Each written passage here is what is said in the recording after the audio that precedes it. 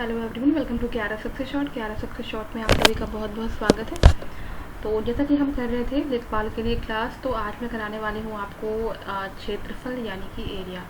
तो इसमें सबसे पहले जो भी बहुत ही ज़्यादा इम्पॉर्टेंट फॉर्मूले हैं वो मैं आपको करवा दे रही हूँ एक जगह, ताकि जो है आपको जब भी क्वेश्चन लगाना हो तो आप जो है इन फॉर्मूले को यूज़ करके जो है क्वेश्चन को कर सकें। ठीक है, तो पहले हम लोग कर लेते हैं कि जो इसके फॉर्मूले हैं वो क्या होंगे। तो सबसे पहले हम लोग बात कर लेते हैं यहाँ पे आयत की। ठीक है, तो हम लोग पहले देखेंगे नंबर पे आयत। ठीक है, तो आयत से आप सभी लोग वाकिफ़ होंगे, जिसे हम कहते हैं रेक्टेंगल।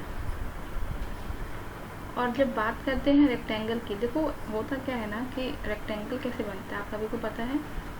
आमने सामने की भुजाएं क्या होती हैं, बराबर होती हैं। ठीक है, ऐसे ही बनता है रेक्टेंगल ना आपका। देखो ये है, इस तरह से बनता है आपका रेक्टेंगल। ठीक है, तो इसमें जो है जो फॉर्मूला आपको पढ़ना है। ठीक है, आमने सामने की भुजाएं क्या होती हैं, बराबर होती हैं। ठीक है, एंगल 90। यस, तो इसमें आपको पढ़ना क्या है कि इसका क्षेत्रफल, क्योंकि हम क्षेत्रफल ही पढ़ रहे हैं, एरिया।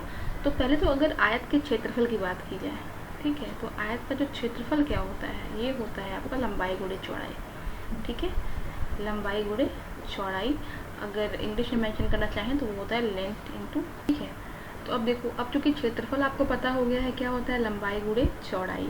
तो अब अगर आपको क्षेत्रफल, लंबाई और चौड़ाई में से कोई भी चीज़ दी गई हो तो आप क्या निकाल सकते हैं, बाकी वैल्यूज़ निकाल सकते हैं। जैसे अगर आपको आयत की लंबाई पता है, ठीक है, तो आपसे कहा जाए कि उसका क्षेत्रफल निकालिए, तो लंबाई चौड़ाई पता है तो क्षेत्रफल तो इससे निकल जाएगा। लेकिन अगर आपको पता है क्षेत्रफल और चौड़ाई, तो लंबाई भी निकल जाएगी। देखो यहाँ लंबाई क्या हो जाएगा, क्षेत्रफल बटा चौड़ाई।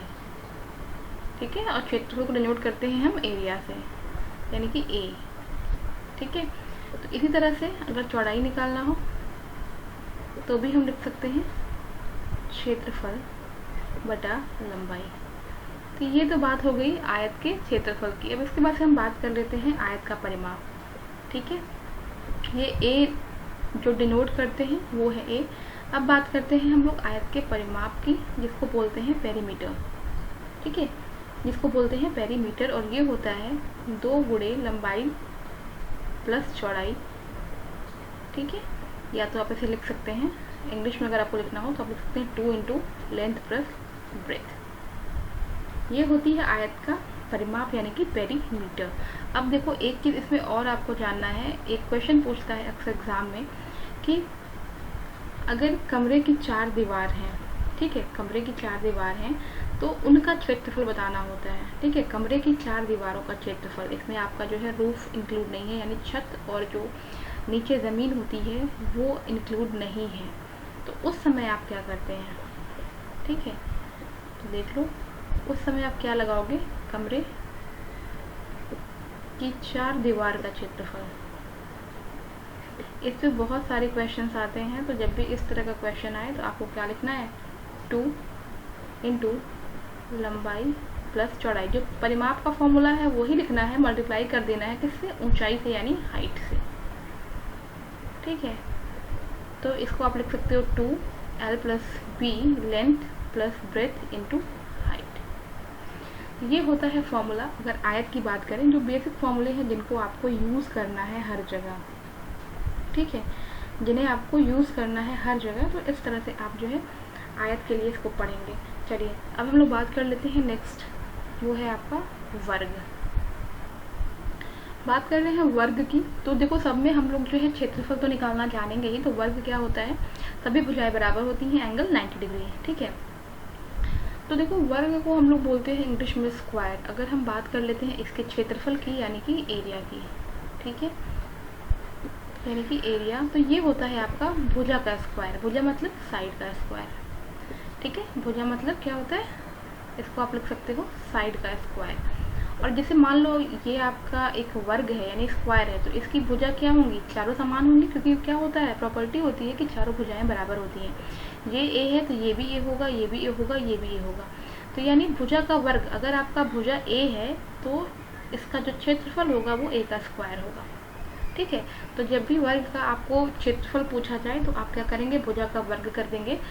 इन केस, अगर आपको जो है वर्ग का क्षेत्रफल निकालना हो और उसमें भुजा ना दे करके विकर्ण दिया हो, जिसे डायगोनल बोलते हैं, ठीक है, अगर विकर्ण दिया हो तो उस कंडीशन में जो फॉर्मूला लगता है वो लगता है 1/2 इंटू विकर्ण का वर्ग यानी कि डायगोनल का स्क्वायर।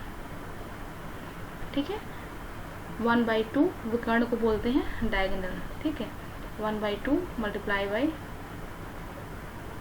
डायगोनल का स्क्वायर। क्लियर है? तो जब भी आपको वर्ग का क्षेत्रफल निकालना है तो आप भुजा का वर्ग करेंगे। अगर भुजा नहीं दिया हुआ है, विकर्ण दिया होता है, तो क्या करते हैं हम 1/2 इंटू विकर्ण का वर्ग करते हैं। ठीक है, अब चूंकि विकर्ण की बात आ ही गई है तो हम लोग यहाँ से देख लेते हैं कि वर्ग का विकर्ण क्या होता है। विकर्ण मीन्स डायगोनल, मैंने बोल दिया है, आप ध्यान रखिएगा इस चीज़ को जिन लोगों को नहीं समझ में आ रहा हो। ये होता है आपका √2 इंटू ए क्या होती है? भुजा होती है, तो आप इसको ऐसे भी लिख सकते हो √2 इंटू भुजा। ठीक है, ये चीज़ क्लियर हो गई है अभी। चलिए अब हम लोग देख लेते हैं आयत और वर्ग के बाद एक फॉर्मूला त्रिभुज के लिए। क्योंकि बात त्रिभुज की कर रहे हैं तो त्रिभुज सभी को पता है कि अगर हम लोग देखते हैं त्रिभुज तो उसमें जो है 3 तरह के त्रिभुज हम लोग देखते हैं इसमें। तो एक पहला आपका हो गया, देखिए जो होता है समबाहु त्रिभुज। ठीक है, एक होता है आपका, मैं यहाँ साइड में बता रही हूँ उसको थोड़ा सा बस रिवीजन के लिए, समबाहु त्रिभुज। दूसरा होता है आपका समद्विबाहु त्रिभुज, देखो समद्विबाहु त्रिभुज। और तीसरा होता है विषमबाहु। तीनों में डिफरेंस करना समझ लीजिएगा। समबाहु, देखो सम मीन्स क्या होता है? समान। ऐसा त्रिभुज जिसकी तीनों भुजाएं बराबर हों। ठीक है, अगर ये ए है, ये ए है, तो ये भी ए होगा। समद्विबाहु, समद्वि, सम मतलब तो समान ही होता है, द्वि मतलब दो। ऐसा त्रिभुज जिसकी दो भुजाएं आपस में समान हो, मतलब कि अगर ये ए है तो ये भी ए होगा, दो भुजाएं समान, लेकिन तीसरा वाला अलग होगा यानी बी होगा। विषमबाहु मतलब होता है कि त्रिभुज की 3 भुजाएं हैं और तीनों 3 तरह की हैं, यानी तीनों का नाप अलग अलग है, ये ए है, ये बी है, तो ये सी है। तो ये चीज़ तो समझ लीजिएगा, डिफरेंस है। ठीक है, समबाहु त्रिभुज, ठीक है, इक्विलेटरल ट्रायंगल। समद्विबाहु त्रिभुज जो होता है आपका, देखो ये चीज़ जो है आपका, ये समझने वाली चीज़ है। कभी कभी ऐसा भी होता है कि अगर एग्ज़ाम में आपसे पूछ लिया जाता है तो क्वेश्चन के जो है ये डेफिनेशन भी आपसे पूछ ली जाती है। ठीक है, कि इनमें से बताइए कि कौन सा त्रिभुज, आपको वैल्यू दे देगा तीनों साइड का और आपसे पूछेगा कि बताइए इनमें से कौन सा जो है त्रिभुज जो है वो समद्विबाहु त्रिभुज है। ठीक है, तो इस तरह से भी क्वेश्चन पूछ सकता है। तो इसमें जो है आपको ये चीज़ ज़रूर से जानना होगा कि किस तरह से जो है हमें इसे निकालना है। ठीक है, या फिर किस तरह से हम समझ सकते हैं इसको कि क्या इसका मीनिंग है या फिर क्या चीज़ ये कहा जा रहा है। ठीक है, चलिए हम लोग कहाँ पर थे? हाँ, समद्विबाहु मैंने बता दिया है आपको, 2 भुजाएं बराबर होती हैं और तीसरा जो है एक अलग होता है। लेकिन समबाहु त्रिभुज को मैंने बताया है इंग्लिश में इक्विलेटरल ट्रायंगल, समद्विबाहु होता है आइसोसेलेस ट्रायंगल और विषमबाहु त्रिभुज को कहते हैं स्केलिन ट्रायंगल। ठीक है, जिसकी सभी भुजाएं अलग अलग नाप की होती हैं। ठीक है, तो जानते रहिएगा। अब बात करते हैं क्षेत्रफल की। तो सबसे पहले जानते हैं हम लोग त्रिभुज का क्षेत्रफल। आपके पास कोई भी त्रिभुज है, त्रिभुज का क्षेत्रफल आपको निकालना है, तो कैसे निकालेंगे? 1/2 बेस इंटू हाइट। ठीक है, बेस इंटू हाइट यानी कि 1/2 आधार गुणे ऊंचाई, ये होता है त्रिभुज का क्षेत्रफल। एक और होता है त्रिभुज का क्षेत्रफल। ठीक है, वो क्या होता है भाई? वो कुछ इस तरह से निकाला जाता है, रूट में s minus a, s minus b, s minus c। s क्या होगा? यहाँ पे पैरामीटर होता है जिसकी वैल्यू होती है a plus b plus c/2। ठीक है, और ए बी सी यहाँ पे क्या है? ये त्रिभुज की भुजाएं हैं। जैसे मान लो ये त्रिभुज है कोई एक, ठीक है, ए बी सी, या फिर यहाँ से मैं इसको इरेज करके आपको एक एग्जाम्पल के तौर पे बताती हूँ कि अगर ऐसा कुछ दिया हो तो कैसे निकालेंगे। जैसे मान लो आपको कोई त्रिभुज दिया हुआ है, ठीक है, ये 10 है, ये 15 है और ये आपका 25 है। ठीक है, तीनों भुजाएं देख लो अलग अलग हैं। ठीक है, ए बी और सी। अब आपसे कहे कि इस त्रिभुज का क्षेत्रफल बताइए, तो पहले आप एस निकालेंगे। एस होता क्या है? ए प्लस बी प्लस c/2, यानी कि देखो 15 और 10 कितना हो गया? 25, और ये 25 50 यानी 50/2 यानी कि 25 हो गया। अब आपको सारी वैल्यूज पुट करते जाना है। ठीक है, एस क्या है आपका? 25, फिर क्या है, s माइनस a है, यानी कि 25 माइनस a कितना है, 10 है। 25 माइनस 10 कितना हो जाएगा, 50, ठीक है। फिर 25 माइनस b कितना हो जाएगा, 10। 25 माइनस 25 कितना हो जाएगा, ये देखो थर्ड वाला जो है आपका c ही तो है ना, ये हो गया 0। तो यहाँ से देखो ये 0 आने की वजह से ये सारी वैल्यू ही 0 हो गई, लेकिन हर कंडीशन में ऐसा नहीं होता है, ठीक है। ये इत्तेफाक ऐसा रहा कि ये आपका तीनों ऐड होने के बाद से जो है आपका एक वैल्यू जो है भुजा सी के ही बराबर आ गई, लेकिन हर बार ऐसा नहीं होता है, ठीक है, हर बार ऐसा नहीं होगा। तो इस चीज़ को ध्यान दीजिएगा।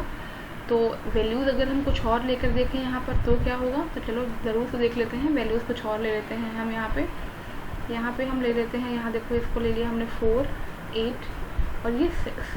चलो अब s निकाल लो भाई, क्या हो जाएगा, 8 4 12, 12 6 18, यानी 18/2, 2 9 जा 18, ठीक है।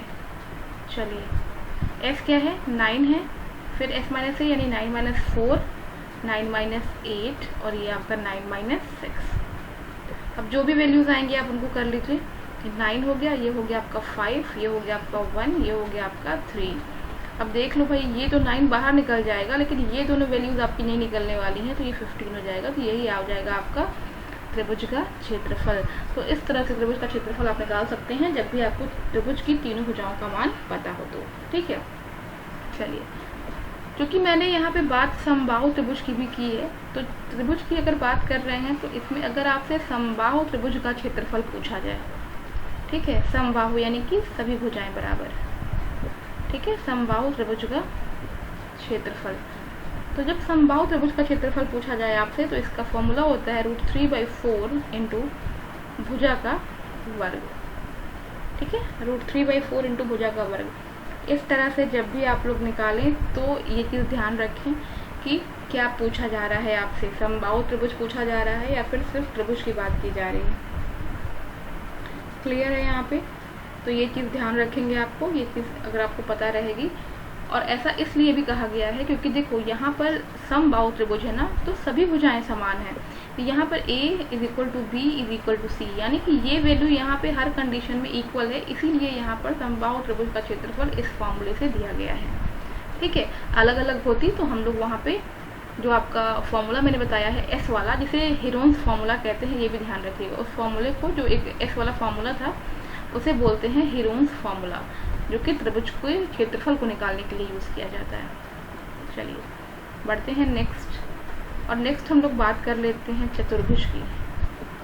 नेक्स्ट हम बात कर रहे थे चतुर्भुज की यहाँ पर, तो इसमें हम बात करते हैं सबसे पहले समांतर चतुर्भुज की, जिसे इंग्लिश में कहते हैं पैरेललोग्राम, ठीक है। अगर समांतर चतुर्भुज की बात कर रहे हैं तो समांतर चतुर्भुज का क्षेत्रफल अधिकतर डायरेक्टली क्वेश्चन पूछ दिया जाता है। तो पहले तो जान लो जो समांतर चतुर्भुज होता है वो क्या होता है। तो इसमें होता क्या है, देखो मैं डायग्राम बना रही हूँ एक, यहाँ पे देख लो। चतुर्भुज है तो जाहिर सी बात है कि 4 भुजाएं होनी है, ठीक है।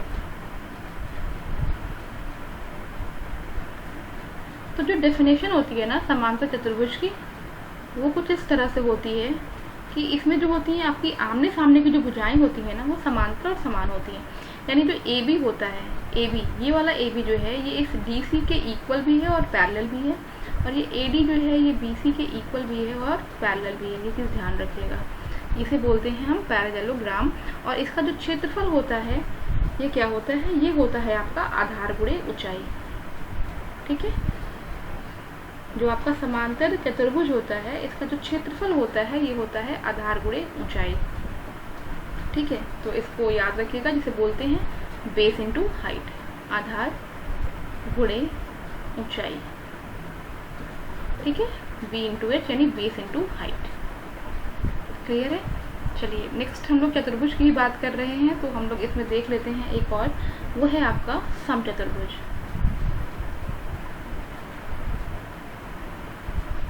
ठीक है। चलिए अब हम लोग बात करते हैं यहाँ पे समचतुर्भुज की, और समचतुर्भुज को इंग्लिश में क्या बोलते हैं, तो इसे बोलते हैं इंग्लिश में रोम्बस, ठीक है। समचतुर्भुज को इंग्लिश में रोम्बस बोलते हैं। और इसका डेफिनेशन अगर आप बात करें तो एक ऐसा चतुर्भुज है जिसकी चारों भुजाएं समान होती हैं, वो समचतुर्भुज कहलाता है। और इसके जो विकर्ण होते हैं ना, जो डायगोनल्स होते हैं, वो एक दूसरे को 90 डिग्री पे कट करते हैं। ठीक है, कुछ इस तरह से आप देखना। ठीक है,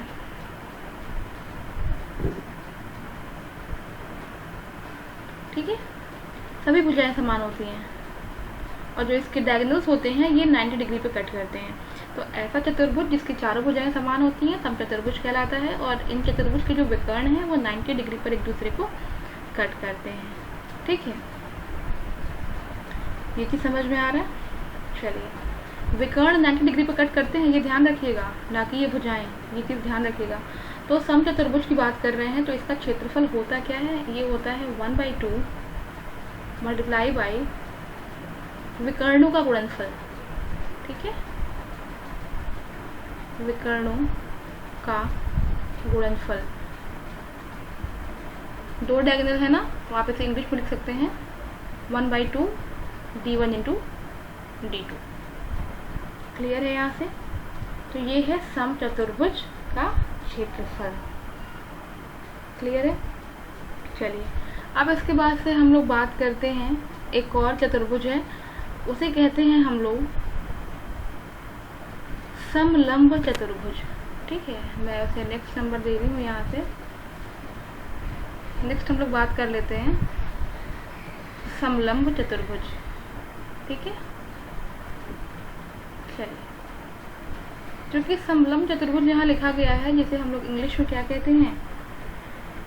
समलंब चतुर्भुज को अभी देखो, मैंने आपको इससे पहले बताया था चतुर्भुज, उसमें मैंने आपको बताया कि एक पैरेललोग्राम है। ठीक है, समांतर चतुर्भुज। उसके बाद से हम पढ़े रोम्बस। अब आ गया समलंब चतुर्भुज, जिसे हम लोग कहते हैं ट्रेपेजियम। ठीक है, क्या कहते हैं? ट्रेपेजियम कहते हैं। तो इसके डेफिनेशन की अगर हम बात करें तो जिस चतुर्भुज की सम्मुख भुजाओं का केवल एक युग्म समांतर हो। ठीक है ना, जैसे कि अगर डायग्राम बनाए हम तो कुछ इस तरह से डायग्राम बनेगा आपका। ये देखो,